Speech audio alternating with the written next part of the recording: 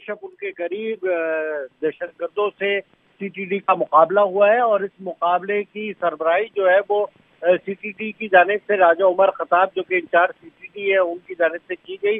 दहशतगर्दों की खुफिया इत्तला पर जो है वो पुलिस ने जब यहाँ छापा मारा तो दहशतगर्दों ने फायरिंग की, जिसकी जवाबी फायरिंग में एक दहशतगर्द मारा गया है जबकि दूसरा जख्मी हालत में पकड़ा गया है। और ये जो मारा जाने वाला दहशतगर्द है इसके कब्जे से जदीद असला भी मिला है। और जरा ये बताते हैं कि शहीद डीएसपी अली रजा जिन्हें करीमाबाद के इलाके में दहशतगर्दों ने कत्ल किया था, ये उसमें उस वारदात में मुलव्विस थे। इस इत्तला पर जो है वो छापा मारा था और मारा जाने वाला दहशतगर्द जो है उसका ताल्लुक करतब तंजीम से है और जो गिरफ्तार दहशतगर्द हुआ है उसे जो है वो जख्मी हालत में तफ्तीश के लिए जो है वो मुंतकिल किया जा रहा है अस्पताल। और इसके साथ साथ आपको ये भी बताऊं कि जो मारे जाने वाला दहशतगर्द है ये अली रजा के कत्ल में मुलव्विस था।